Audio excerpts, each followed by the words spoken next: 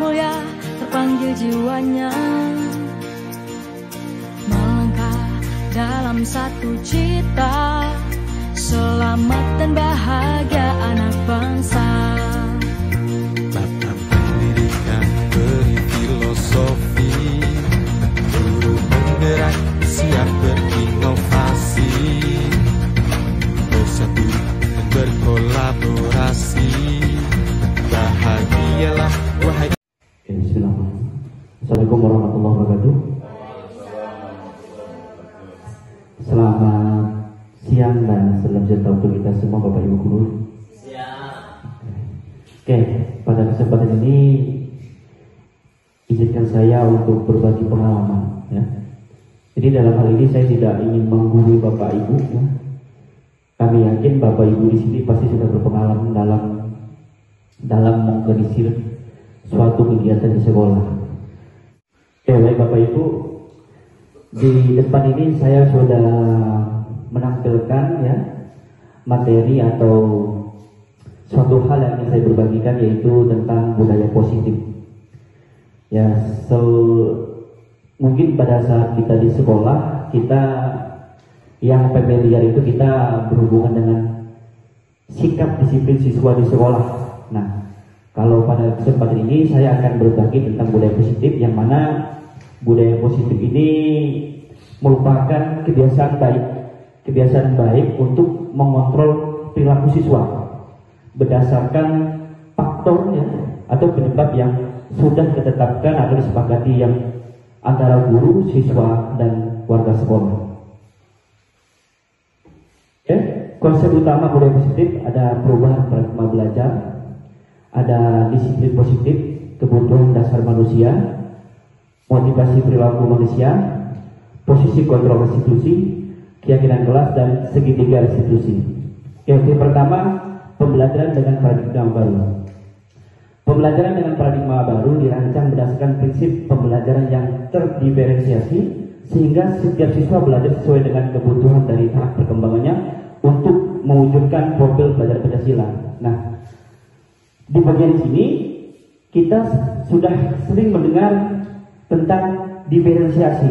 Nah, yang dimaksud dengan diferensiasi, kita pada saat melaksanakan pembelajaran kita menyesuaikan dengan kebutuhan anak.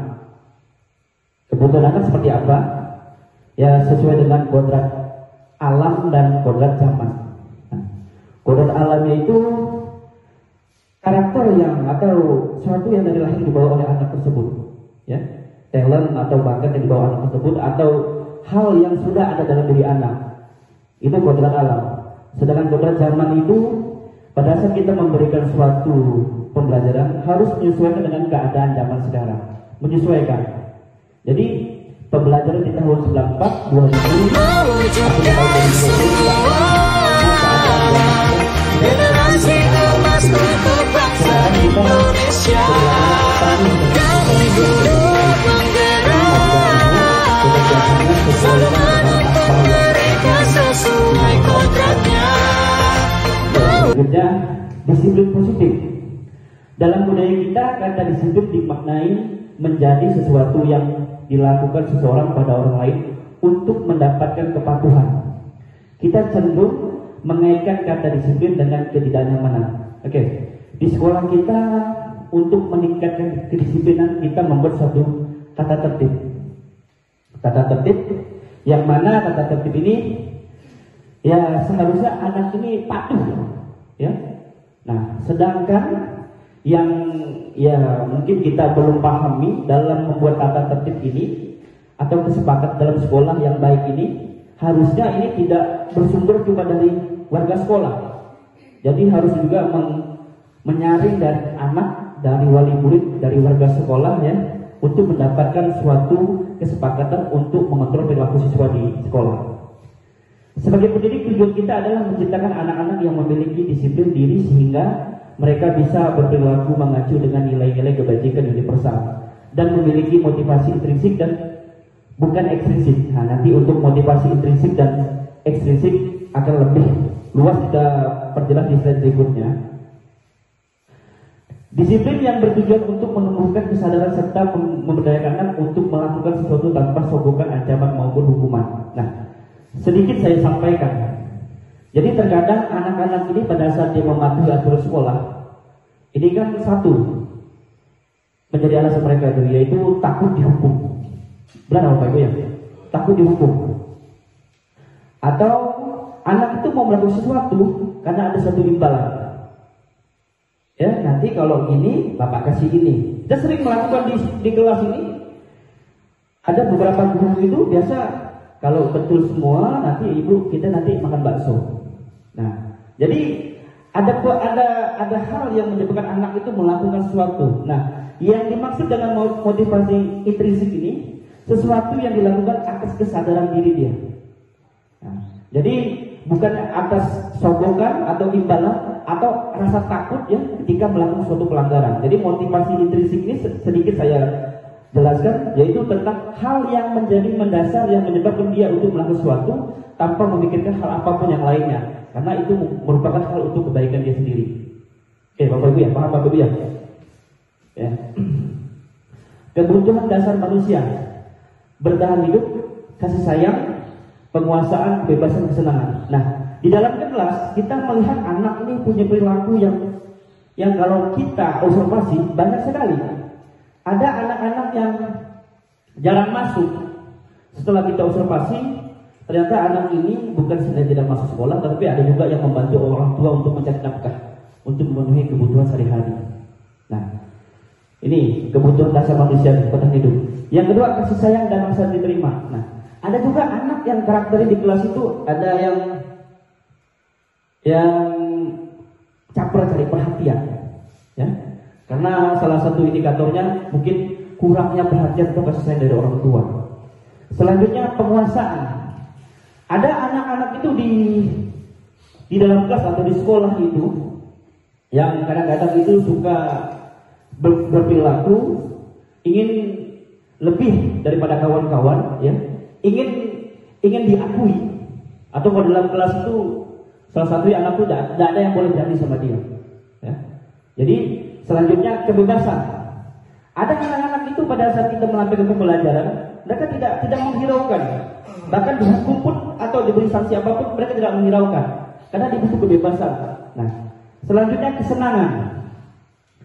Ada juga karakter anak ini pada saat di sekolah ini kadang-kadang dia melampiaskan hal atau mencari kebahagiaan saja tanpa memikirkan kebahagiaannya positif atau negatif. Kesenangan saja, apapun dilakukan kesenangan, penting senang untuk mengganggu kawan atau apa, jahil dengan kawan. Itulah karakter anak kita.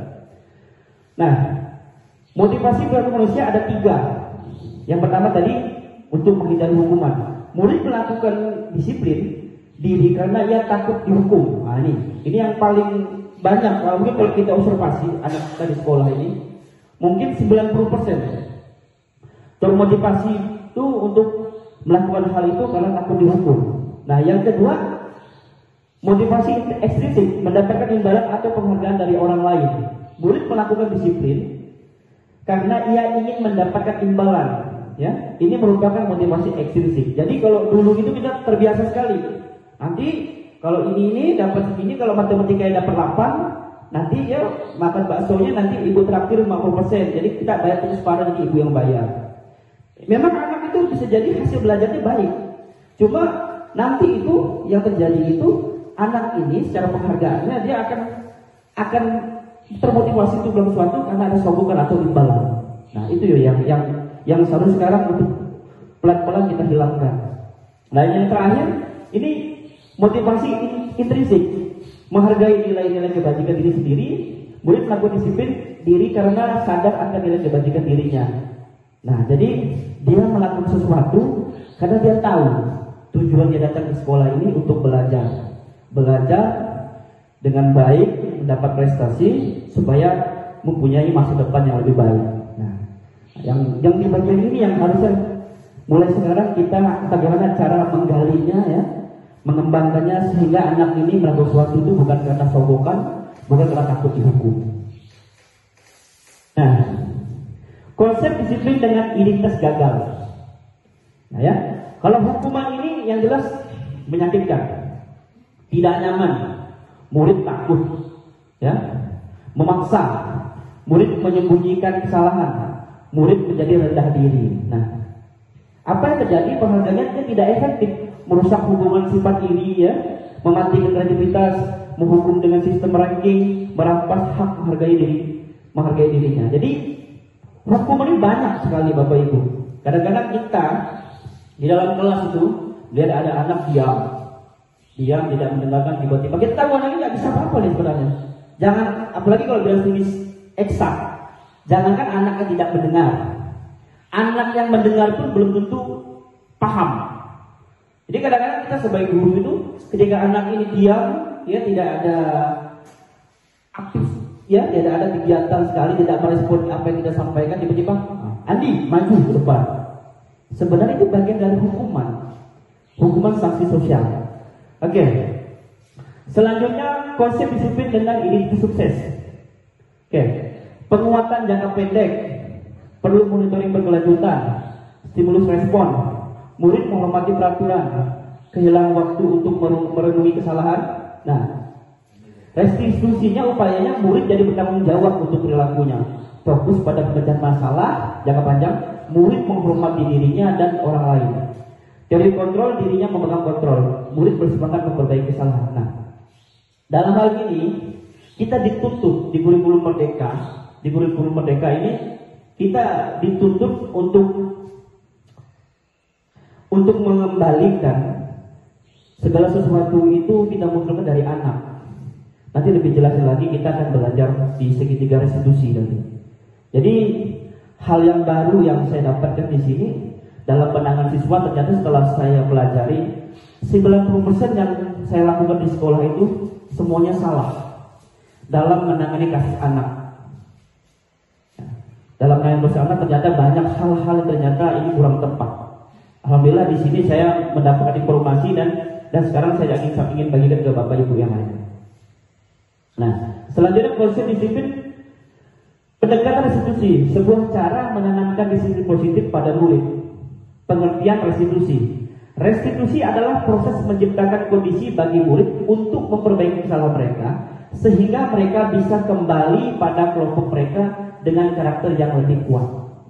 Nah, jadi di dalam restitusi ini kita bagaimana menciptakan, ya, pada saat anak mendapatkan suatu permasalahan, kita menciptakan anak ini untuk bisa memperbaiki kesalahan dengan metode, yaitu kita mencari informasi atau memberikan suatu hal yang berkaitan dengan dalam pemecahkan masalah sehingga anak ini ada upaya sendiri untuk memperbaiki kesalahan yang dilakukan. Ciri-ciri restitusi bukan menebus kesalahan, tapi belajar dari kesalahan, memperbaiki hubungan, tawaran bukan paksaan, menuntut untuk melihat keadaan ke dalam diri, mencari kebutuhan dasar yang dasari tindakan, fokus pada karakter bukan tindakan, menguatkan dan fokus pada solusi. Nah, salah satu contohnya begini Bapak Ibu. Misal di kantin misalnya ada perkelahian, misalnya Andi dan Tony perkelahian. Nah, yang nama perkelahian ada kemungkinan yang satunya yang karena mungkin tidak berani, bisa jadi itulah yang tersudutkan sehingga dia mengalah atau menangis. Nah, dalam hal ini untuk penanganan kita dalam menerapkan restitusi, kita panggil anaknya, kita gali informasi terlebih dahulu apa yang terjadi di kantin tadi itu. Kalau kita kan kadang-kadang kalau menangani anak tuh kalau udah tahu anak itu salah, kita pun terbawa emosi kan, langsung menghakimi anak dengan gini tanpa mencari itu kenapa bisa terjadi. Jadi datang, kita panggil anak baik-baik, misalnya Andi tadi bermasalah, masuk Andi. Nah, kita tanyakan, Andi tahu kenapa Bapak panggil? Tahu Pak, tadi saya berkelahi dengan Tony. Oke. Jadi jadi kadang-kadang kita dalam menangani siswa ini, ya kita seakan-akan pura-pura tidak tahu, Bapak Ibu, seakan-akan dengan tujuan kita untuk menggali informasi. Nah, setelah dia menyampaikan apa yang terjadi, Kira-kira apa yang tadi dilakukan benar atau salah? Salah, Pak. Ya, pasti tidak mungkin anak itu berbicara benar. Nah, kenapa itu dilakukan? Misalnya, tadi Pak Tony itu begini sehingga saya itu jengkel dengan Tony. Oke. Kalau menurut kamu ini perbuatannya benar atau salah? Nah, dipastikan pasti Andi ini bicara salah, Pak. Oke. Nah, setelah itu kita akan menstabilkan keadaan dulu. Oke.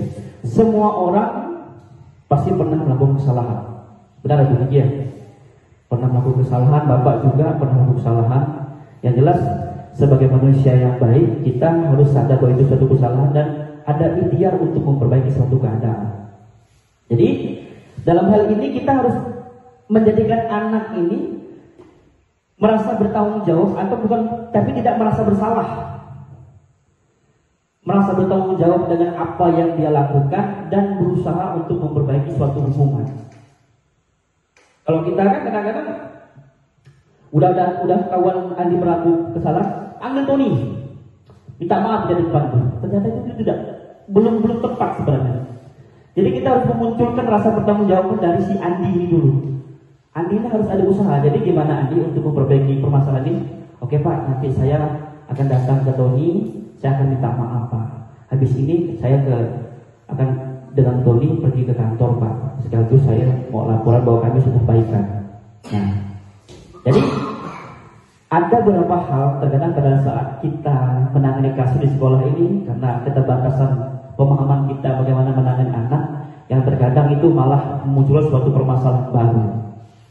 Nah, kemarin juga kami pernah sharing dengan kawan-kawan itu, ada yang kadang-kadang itu menangani masalah itu karena tidak tepat sehingga memunculkan konflik antara orang tua murid dengan orang tua murid. Nah itu ternyata itu ada ketidaktahuan kita dalam permasalahan supaya anak ini bisa bertanggung jawab ya secara refleks di sekolah itu untuk memperbaiki hubungannya kalau terjadi konflik dengan temannya. Nah selanjutnya perbedaan hukuman, konsekuensi dan restitusi. Hukuman, murid melakukan disiplin diri karena ia takut dihukum. Ini merupakan motivasi ekstrinsik, ya, datangnya dari luar. Konsekuensi, guru memberikan konsekuensi untuk datang tepat waktu dan harus melapor selama 1 minggu. Nah, untuk konsekuensi ini biasanya kita sudah sepakat secara bersama-sama. Misalnya Bu Kiki dalam kelas, jadi bikin suatu kesepakatan dan itu ada konsekuensinya. Yang datang kurang lebih dari jam 7.15 mungut sampah sebanyak 50 lembar. Itu konsekuensi namanya. Itu bukan hukuman. Karena sesuatu yang dilakukan sudah disepakati secara bersama-sama. Restitusi. Guru menanyakan keyakinan kelas dirinya dan membantu siswa untuk menyelesaikan masalah. Nah, jadi nanti itu Bapak Ibu kita akan membuat kesepakatan kelas sehingga itu dia menjadi keyakinan kelas. Nah, pernah dengar keyakinan kelas? Pak Reza? Pernah? Nah, kira-kira apa tuh Pak Reza keyakinan kelas itu?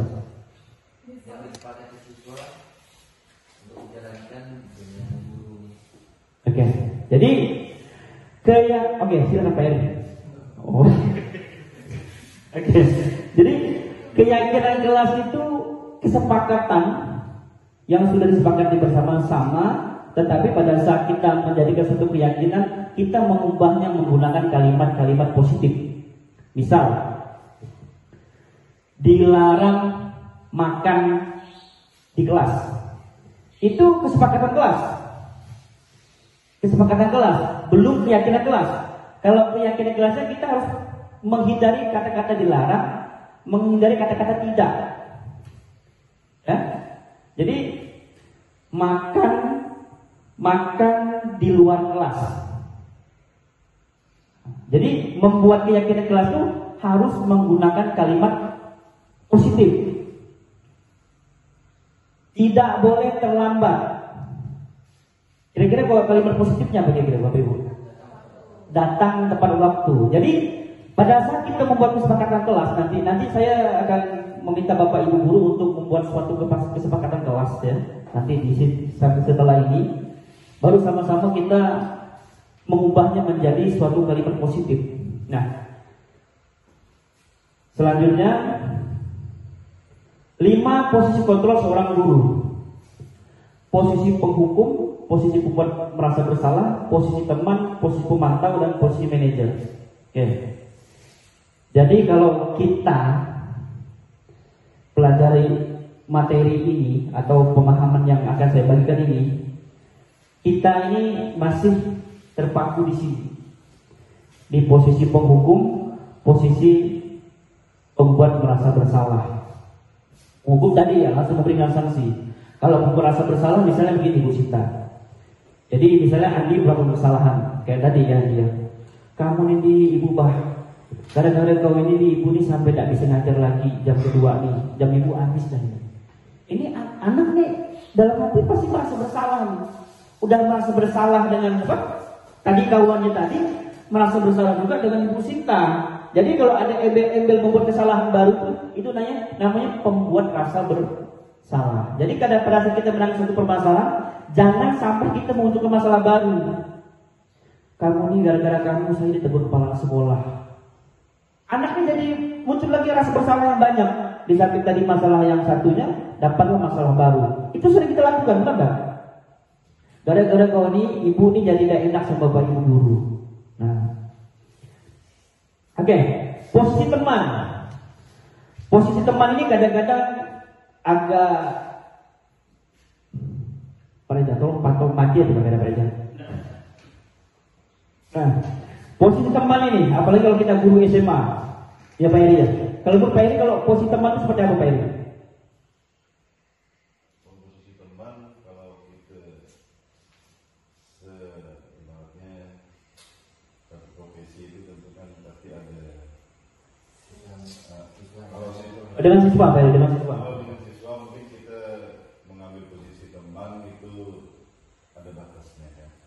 Jadi kita harus bisa memposisikan diri bagaimana kita sedang di posisi misalnya tidak dalam pembelajaran atau di kelas, waktu istirahat dan sebagainya, dan di dalam pergaulan pun kan ada namanya batas-batasnya dalam percakapan, pembicaraan, hal seperti itu. Jadi jangan sampai kebablasan kita memposisikan diri dengan anak-anak murid kita itu dalam sebagai teman. Tetap ada kontrolnya, tetap ada batas-batasnya.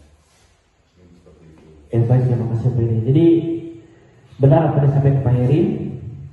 Posisi teman ini adalah posisi yang kita harus tahu batasannya. Nah, teman yang seperti apa yang harus kita lakukan dengan anak itu?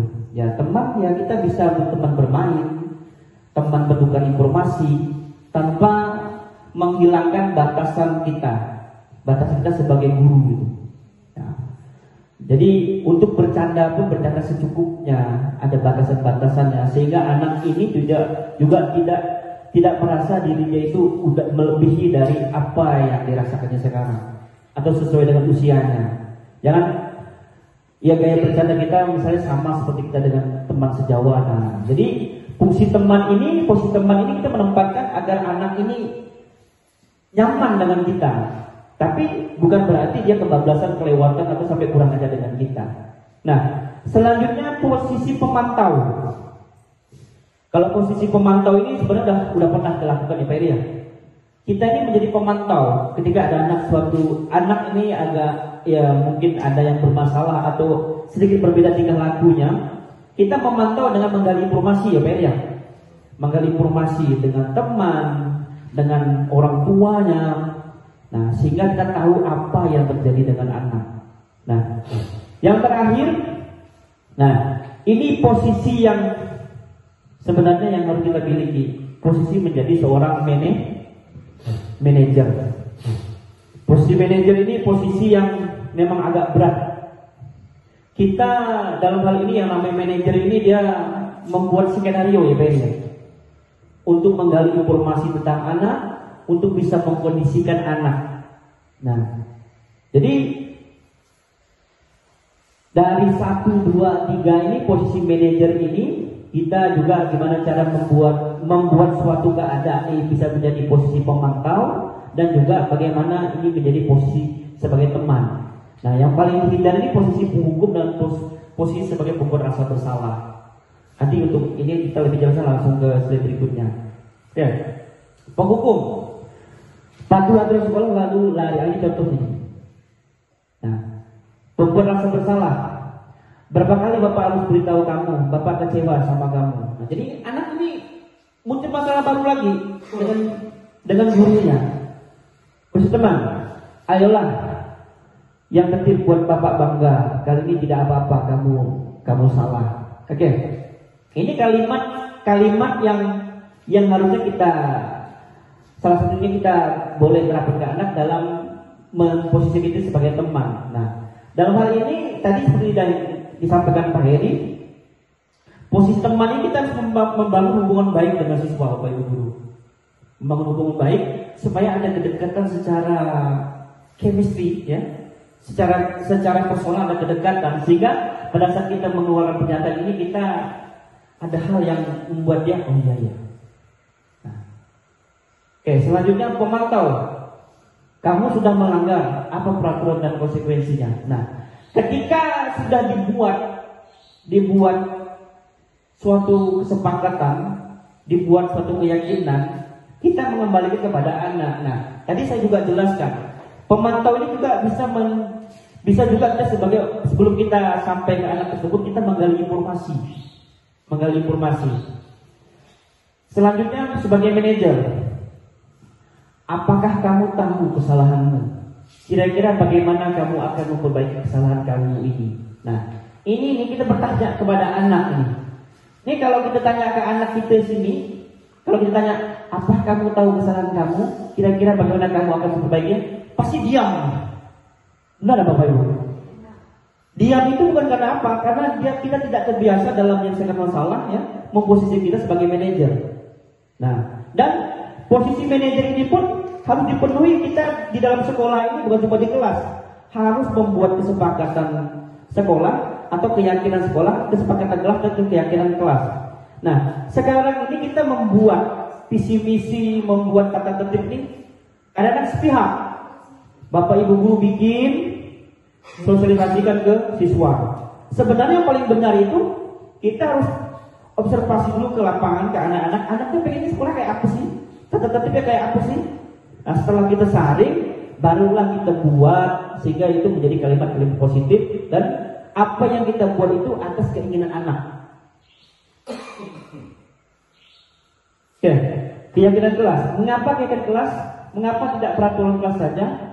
Mengapa kita memiliki peraturan tentang tidak boleh datang terlambat sekolah? Mengapa kita memiliki peraturan tentang berpakaian menggunakan atribut sekolah? Nah, tadi sudah saya jelaskan. Kalimat positif itu yang disampaikan itu bukan suatu larangan, tapi lebih kita memberikan sugesti positif. Datang tepat waktu. Dan kalau itu diyakini anak-anak, itu akan menjadi seakan apa ya? Menjadi karakter. Datang tepat waktu. Kalau tidak boleh terlambat. Itu sepertinya tuh aura-aura itu kalau ketika melakukan tuh pasti ada sanksi hukum ya Pak ya. Oke.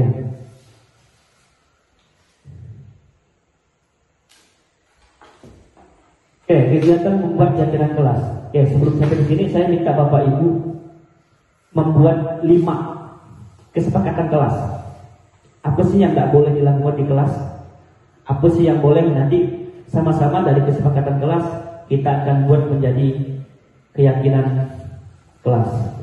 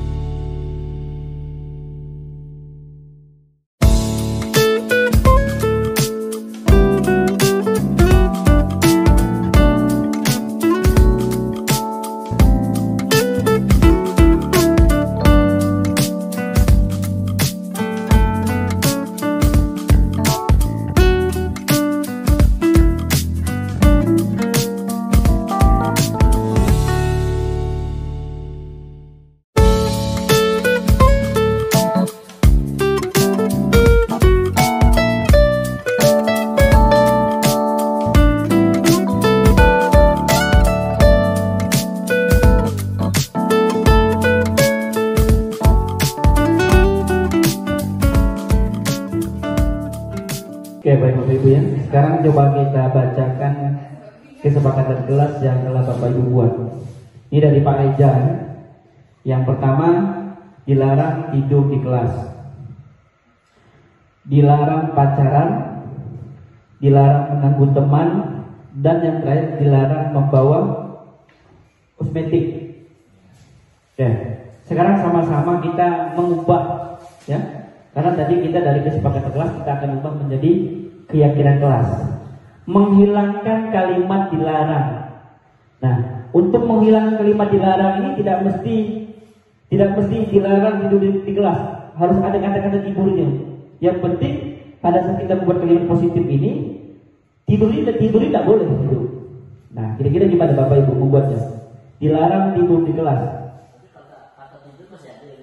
Tidak perlu ada, tapi makna di dalamnya mengandung tidak boleh tidur. Itu. Jadi membuat keyakinan kelas itu tidak mesti kita langsung mempositifkan kalimat, tidak mesti. Yang penting di dalam kalimat tersebut mengandung hal yang ingin kita sepakati. Nah, nanti Bapak Ibu pada saat masuk ke kelas, begitu bikin dengan anak kesepakatan kelas, habis itu diubah ke kalimat positif. Yang selanjutnya dilarang pacaran. Oke Bapak Ibu, kira-kira kalimat positif yang di dalamnya mengandung suatu larangan hal ya yang berkaitan dengan pacaran.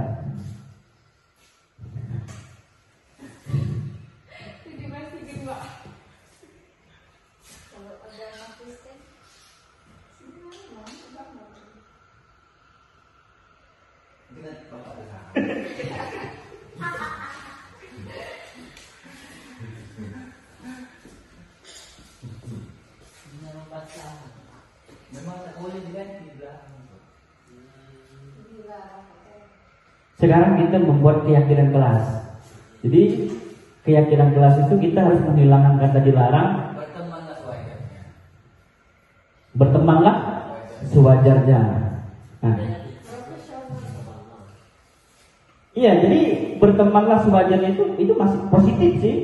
Cuma kira-kira ada nggak yang kira-kira bahasa lain yang di situ tuh anak masih paham? Karena sewajarnya itu masih mengandung makna lain.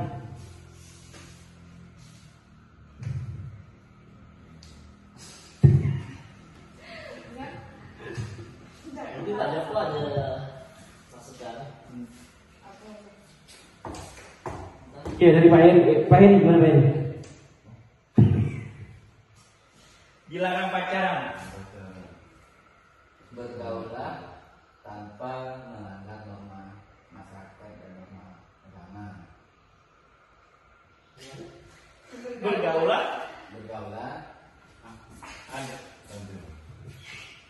Bergaulah tanpa melanggar norma agama atau norma masyarakat.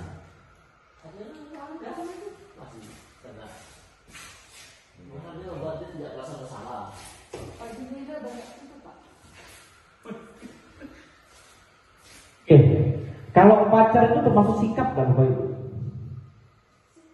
Sikap kan kira-kira? Termasuk perilaku kan? Apakah pacaran itu perilakunya baik? Nah, kalau untuk anak di sekolah itu suatu perilaku yang baik nggak pacaran itu? Nah, jadi pada saat kita membuat kesepakatan kelas, ya, ketika kita mengubah kalimat kita harus menjelaskan bahwa kalimat tersebut itu untuk mengcover hal yang sudah disepakati. Kalau kita berlangsung berperilaku baik, kalau di dalam itu mengandung dilarang berpacaran, tapi setelah kita jelaskan itu tidak masalah sebenarnya Bapak Ibu. Jadi perilaku tidak berpacaran itu salah satu perilaku yang tidak baik. Nah,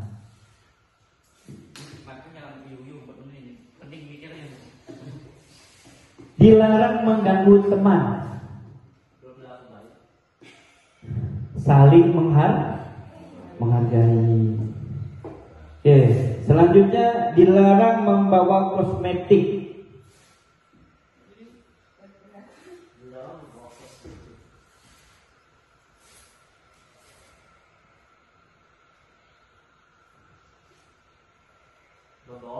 sekolah.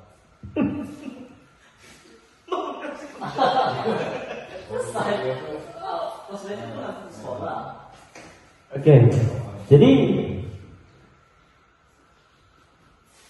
kalau ingin membuatnya di dalam kelas itu benar-benar sekali dikaitkan dengan ATK anak itu. Nah, siswa diwajibkan membawa alat tulis untuk keperluan belajar. Nah, jadi di luar itu tidak diperbolehkan. Selanjutnya, ya. Hah? Ini gak cewek. Oke. Dilarang berbicara saat guru menjelaskan. Menghargai guru menjelaskan. Bisa jadi boleh. Dilarang mengambil milik teman. Ini tidak boleh mencuri berarti ya. Berperilaku baik di dalam kelas. Berperilaku baik terlalu luas sekali itu. Jadi kalau dilarang mengambil barang teman itu, pada intinya itu kita bisa memberikan sugesti ketika ingin membutuhkan barang orang lain itu harus izin. Biar izin kepada orang tersebut. Nah, gimana cara buat kalimatnya? Konfirmasi jika ingin menggunakan barang.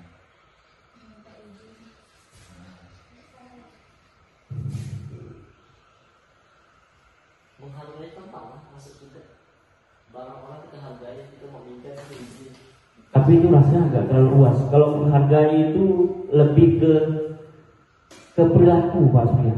Perilaku yang karena Balik lagi ke di dalam wacana itu kriminal perilaku. Nah, berarti bisa kita menggunakan kata perilaku. yang mana tuh? Nah, kalau masuk keyakinan kelas kita harus menghilang itu, Pak Reza.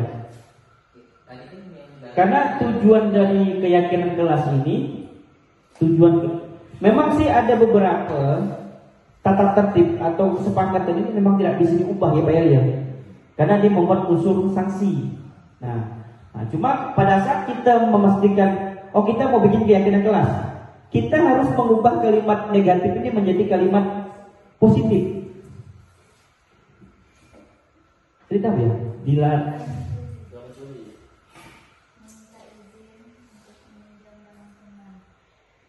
gunakan barang milik sendiri. Ini seandainya kita paksakan, gunakan barang milik sendiri. Tapi itu masuk ke protokol pertama membawa alat tulis. Jadi memang pada saat kita membuat keyakinan kelas ini agak sedikit memutar otak. Oke, mungkin itu. Selanjutnya tadi sudah saya sampaikan. Nah, keyakinan kelas yang sudah jadi, disiplin waktu, belajar dengan antusias, semangat dan percaya diri, selalu menjaga kebersihan. Tadi tidak ada ya. Selalu menghormati sesama, saling membantu dan bekerja sama, menghargai guru tadi yang kita di depan tadi, misalnya tadi itu mendengarkan guru tadi ya. Nah, itu bisa juga masuk ke menghargai guru, selalu membiasakan budaya 5S. Salam, sapa, senyum, sopan, santun. Nah, gemar membaca. Oke, selanjutnya bagaimana pembentukan keyakinan kelas. Nah, tadi sudah kita buat ya. Nah, saya langsung masuk saja ke segitiga restitusi dalam menangani suatu permasalahan. Ini yang lagi hangat-hangatnya Pak Heri ya. Yang sering disebut guru penggerak, biasa nyebut barang ini. Segitiga restitusi. Isinya apa sih? Isinya ini menstabilkan identitas, validasi tindakan yang salah, dan menanyakan keyakinan. Jadi seperti tadi yang saya sampaikan tadi, menstabilkan identitas ini tadi yang di awal dari permasalahan Tony tadi, yang berkelahi tadi, kita mengkonfirmasi ya, kita memberikan pandangan bahwa setiap orang melakukan suatu kesalahan, itu kita sudah menstabilkan identitas. Validasi tindakan yang salah, kita mengkonfirmasi apakah perbuatan itu tuh benar atau salah. Kita memvalidasi. Setelah dia menjelaskan apa yang dilakukannya, kita validasi. Nah, dengan memberikan juga bahwa pemahaman tentang hal yang dilakukan itu memang tidak benar. Sebab berlaku memiliki alasan. Nah, menanyakan keyakinan. Nah, ketika kita sudah membuat keyakinan kelas, kayak tadi itu si Tony dengan Andi itu, kira-kira ada nggak melanggar keyakinan kelas yang kalian sepakati? Kalau di Berlaya itu, tadi kan permasalahannya dia itu apa? Si Tony itu ya itu apa? Berperilaku yang tidak sesuai dengan keinginan dia. Jadi si Andi ini ya jadi berantem barang itu mungkin bisa masuk ke kalimat harus saling menghargai, itu saling menghormati. Jadi pada saat kita menanyakan keyakinan, kita harus menggali informasi ke anak. Kemarin kita sudah membuat kesepakatan kelas, keyakinan kelas. Kira-kira kalau kamu melakukan hal ini, kamu setelah melanggar keyakinan apa dalam kelas kita? Oh, saling menghargai dan saling menghormati. Nah di segitiga restitusi ini kita juga pada di momen terakhir kita mengharapkan anak itu ada upaya untuk memperbaiki suatu kesalahan. Tadi sudah saya contohkan si Andi akan minta maaf dengan si Tony, ya. Dan besoknya atau kedepannya tidak lagi melakukan kesalahan yang sama. Oke, dalam penerapan program disiplin positif, hendaknya guru memiliki standar kepribadian profesional dan sosial yang baik, di mana guru mampu berefleksi pada posisi kontrolnya saat ini. Bagaimana perjalanan dirinya sebagai AMO atau posisi manajer yang menuntut murid menjadi insan yang mandiri, merdeka dan bertanggung jawab. Oke, Bapak Ibu. Jadi permasalahan Bapak Ibu guru ini pada saat menjalankan diri sebagai manajer ini memang banyak. Apalagi kita memiliki ya kemampuan emosional kita yang kurang bisa kita kontrol dengan baik. Jadi di sini guru ini mau tidak mau harus memiliki standar kepribadian profesional dan sosial yang baik. Mau tidak mau Bapak Ibu guru. Jadi ketika mendengar suatu permasalahan itu, kita menjadikan diri kita benar-benar sebagai manajer, ya, yang bisa menggali informasi, yang bisa membuat anak ini berupaya untuk bertanggung jawab dengan apa yang dibuatnya. Memang itu tidak mudah Bapak Ibu. Apalagi kalau anak misalnya tiba-tiba di sekolah makin narkoba misalnya, atau berkelahi sampai berdarah-darah, atau dia mencuri barang. Ya kalau kita tidak sabar, ya kita tidak bisa menjalankan ini. Makanya guru ini memang dituntut untuk memiliki standar kepribadian yang luar biasa. Oke, terima kasih Bapak Ibu guru. Ya baik Bapak Ibu, mungkin itu saja dapat kami sampaikan. Mudah-mudahan apa yang saya sampaikan ini bermanfaat untuk kita semua. Materi ini akan saya bagikan ke Bapak Ibu guru. Mudah-mudahan ini bisa kita terapkan sama-sama di sekolah. Akhir kata, saya ucapkan terima kasih. Wassalamualaikum warahmatullahi wabarakatuh.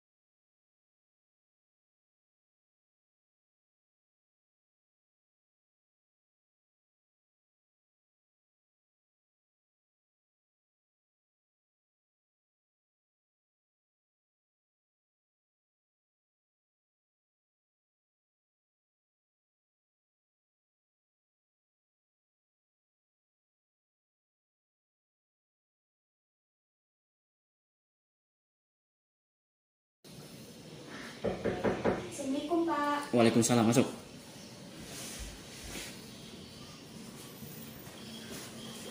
Oke, apa kabar Kak? Baik Pak. Alhamdulillah ya. Nah ya, kemarin Bapak dapat laporan pada saat rapat Dewan Guru pas di pelajaran Bapak. Kamu itu pergi membolos katanya, benar tidak? Iya Pak. Oke. Kemarin bolosnya pergi kemana Kak? Saya Saya pergi ke kafe, Pak. Pergi ke kafe. Iya. Oke. Setiap orang itu pasti pernah melakukan kesalahan. Nah, coba kakak pikir, pergi ke kafe itu kira-kira ada manfaat nggak kira-kira? Tidak ada, Pak. Tidak ada. Oke, baik ya. Membolos itu benar atau salah kira-kira?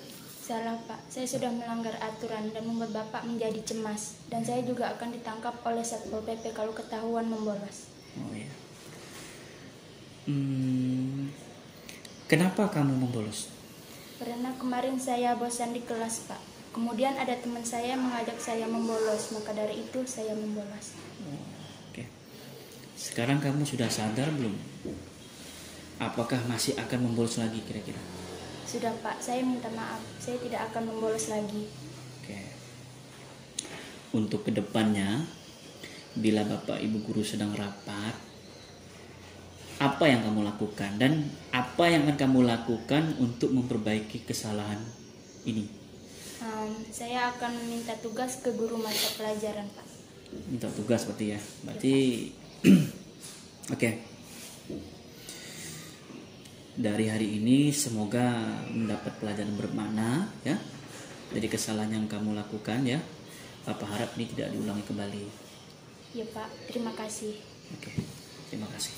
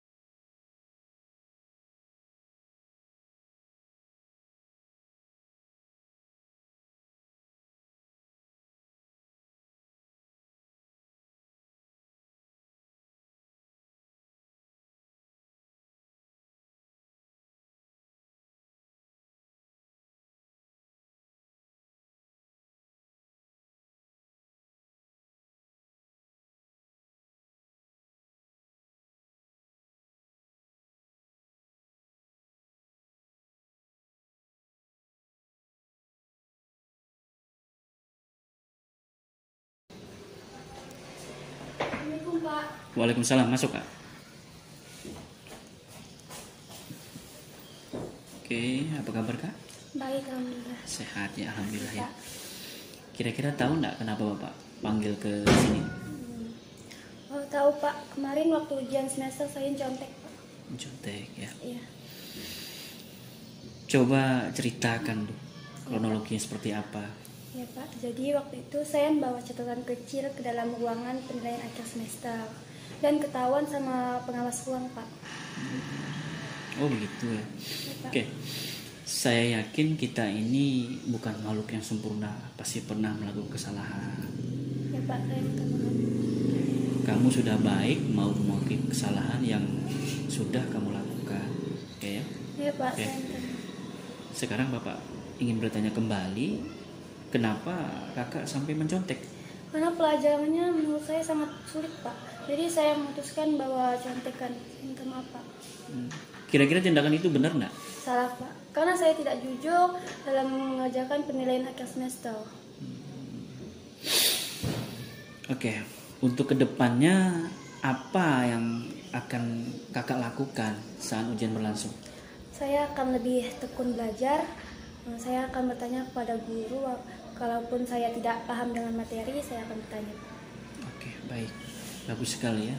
Bapak yakin Bapak Ibu guru pasti senang mendengar ya kabar yang kakak sampaikan, ingin memperbaiki suatu kesalahan ya.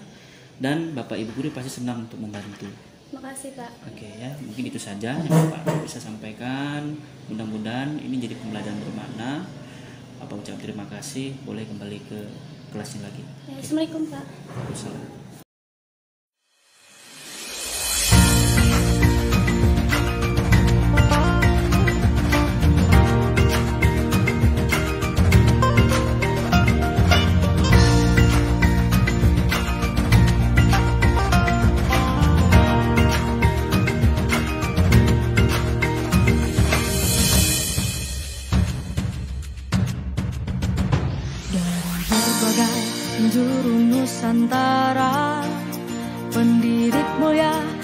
terpanggil jiwanya melangkah dalam satu cita, selamat dan bahagia anak bangsa. Bapak pendidikan beri filosofi, guru penggerak siap berinovasi, bersatu dan berkolaborasi. Bahagialah wahai ibu pertiwi. Bergerak jiwanya, selalu bergerak dengan aksi nyata, menggerakkan semua, mewujudkan generasi emas. Kami guru penggerak, kita akan menghamba pada anak Indonesia, mewujudkan semua generasi emas untuk bangsa Indonesia.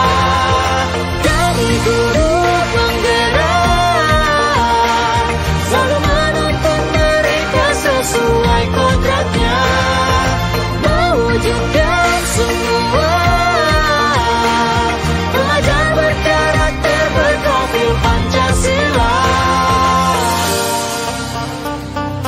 Guru penggerak adalah pemimpin pembelajaran yang mendorong tumbuh kembang murid secara holistik, aktif, dan proaktif dalam mengembangkan pendidik lainnya untuk mengimplementasikan pembelajaran yang berpusat kepada murid, serta menjadi teladan dan agen transformasi ekosistem pendidikan untuk mewujudkan profil pelajar Pancasila. Guru penggerak membawa perubahan. Guru penggerak majukan pendidikan. Guru penggerak tergerak, bergerak, menggerakkan. Bergerak jiwanya, Selalu bergerak dengan aksi nyata, menggerakkan semua, mewujudkan generasi emas. Kami guru penggerak, kita akan menghamba pada anak Indonesia, mewujudkan semua generasi emas untuk bangsa Indonesia. Kami guru penggerak, selalu menuntun mereka sesuai kodratnya, mewujudkan semua pelajar berkarakter berprofil Pancasila.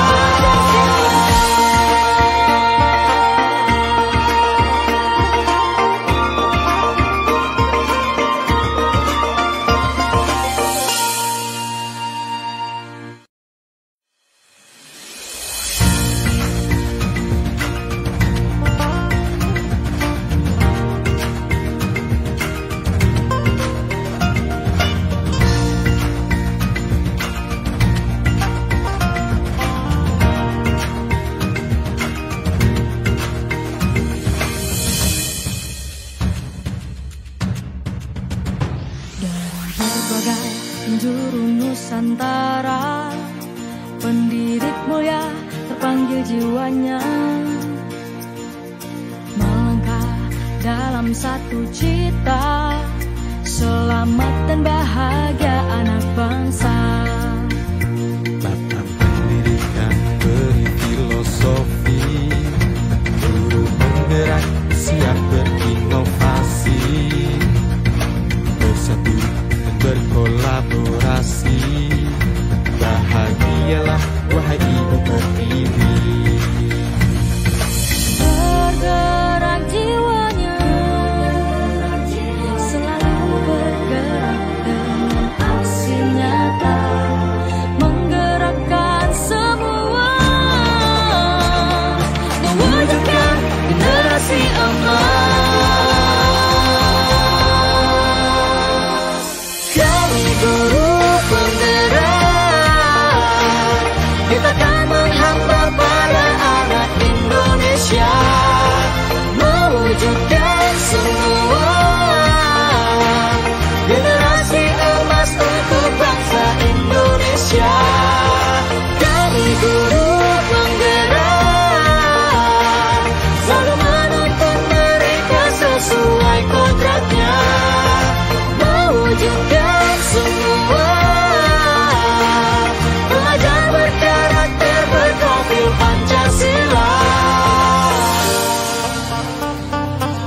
penggerak adalah pemimpin pembelajaran yang mendorong tumbuh kembang murid secara holistik, aktif dan proaktif dalam mengembangkan pendidik lainnya untuk mengimplementasikan pembelajaran yang berpusat kepada murid serta menjadi teladan dan agen transformasi ekosistem pendidikan untuk mewujudkan profil pelajar Pancasila.